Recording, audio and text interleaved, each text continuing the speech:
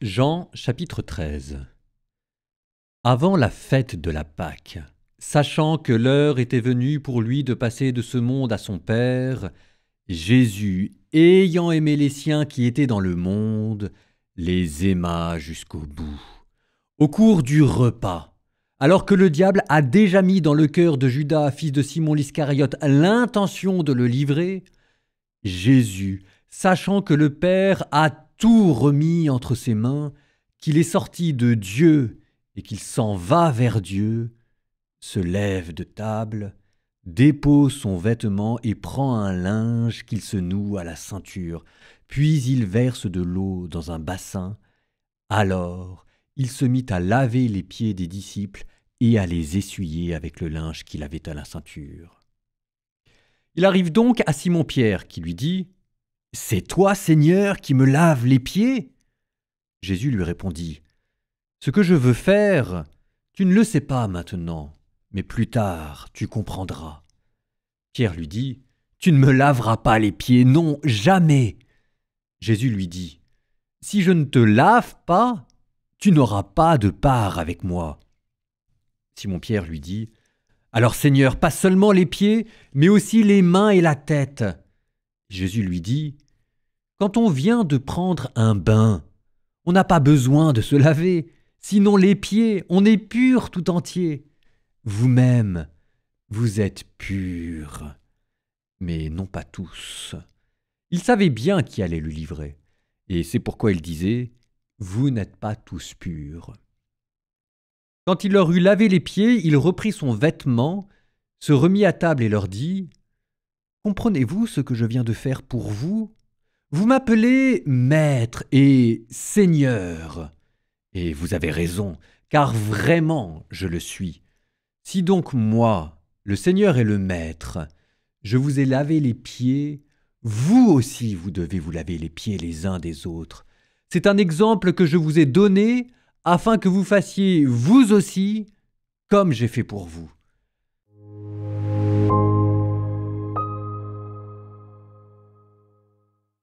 Certainement l'un des endroits les plus beaux et les plus insolites de Paris est le cimetière du Père Lachaise, un des cimetières les plus célèbres et les plus visités au monde.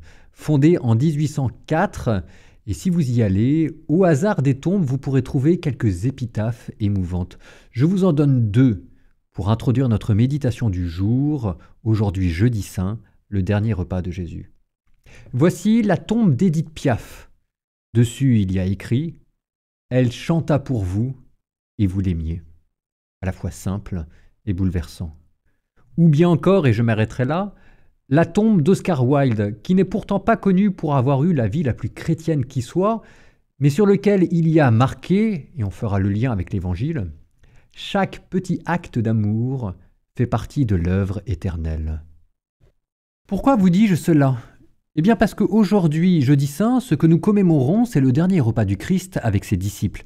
Moment d'adieu solennel s'il en est. Après les lundis saints, mardis, mercredis saints, le Christ sait maintenant que ses heures sont comptées et que les dés sont jetés. Une seule chose lui manque pour être enfin prêt à donner sa vie pour nous, après avoir donné toute la signification de son combat les lundis, mardis et mercredis saints, et la seule chose qui lui manque, c'est de décider quel sera son tombeau pour les siècles à venir. Car lorsque nous faisons mémoire de quelqu'un, c'est bien à son tombeau que nous nous rendons pour jeter des fleurs et pour avoir une pensée en priant pour lui. Qu'en sera-t-il pour le Christ ? Alors, imaginez-vous dans un magasin de pompes funèbres à feuilleter les pages du catalogue pour savoir quel sera votre cercueil. Vous me direz une occupation un peu grave, peut-être glauque, mais, jeudi saint, l'ambiance n'est pas à la fête.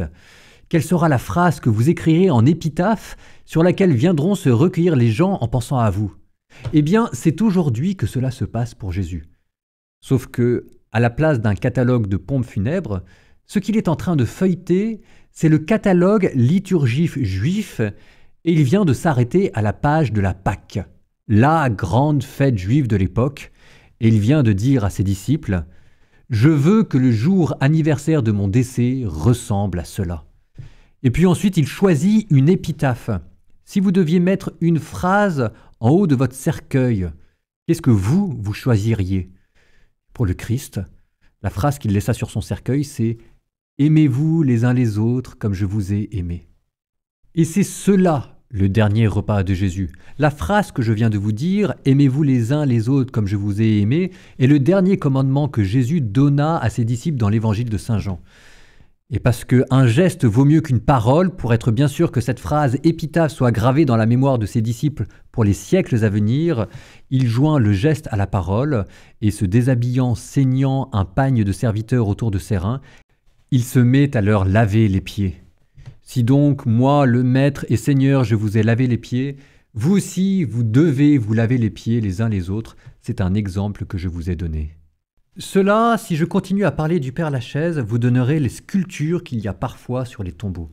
La sculpture, c'est Jésus qui lave le pied de ses disciples. L'épitaphe, c'est cette phrase « Je vous donne un commandement nouveau ». Et la date qu'il y a marquée sur ce tombeau pour se souvenir du jour anniversaire de Jésus, c'est le jour de la Pâque juive. Mais il reste encore quelque chose à mettre à l'intérieur du tombeau. Et cette fois-ci, Jésus prend du pain et du vin, et sur le pain, il dit « Ceci est mon corps », et sur le vin, il dit « Ceci est mon sang ». Et les deux sont séparés pour montrer que son sacrifice sera un sacrifice douloureux, et il met ce pain et ce vin à l'intérieur de son tombeau. Le pain et le vin sont maintenant devenus le corps et le sang de Jésus-Christ, un tombeau gravé pour l'éternité. Il y a un mot technique, un mot théologique pour vous redire ce que je viens de vous dire, mais en un mot, et c'est le mot de mémorial. Le dernier repas de Jésus, la première messe, c'est le mémorial de sa mort. Le mémorial ici veut dire revivre les derniers instants de la vie de Jésus. Mais pour nous représenter les choses, on pourrait nous dire que c'est une visite au cimetière. Sauf qu'il ne s'agit pas d'un cimetière reproduit grandeur nature, il s'agit d'un cimetière reproduit de manière symbolique. Mais quand vous recevez dans votre main l'hostie consacrée, c'est comme si vous aviez dans votre main le tombeau du Christ. Et qu'en mangeant l'hostie, vous mangiez avec le tombeau du Christ et son corps et son sang, car c'est ce corps et ce sang qui font vivre pour la vie éternelle et qui vous ramènent avec les disciples à ce dernier repas de Jésus, où vous aussi vous entendez, faites cela en mémoire de moi, et à nouveau le Christ qui vous lave les pieds. Le dernier repas de Jésus, la première messe, c'est Jésus qui choisit lui-même le tombeau par lequel il veut être adoré. Ce n'est pas encore le moment de la résurrection, même si vous sentez déjà que ce tombeau est vide, et que le corps du Christ n'est pas dans ce tombeau, mais au ciel où il est vivant pour l'éternité. Mais pour l'instant, arrêtons-nous là en ce jour où Jésus fête son dernier repas. Quand vous irez à la messe à la Sainte Seine ce soir, en recevant l'hostie dans les mains, dites-vous que vous êtes au cimetière du Père Lachaise, devant le tombeau du Christ.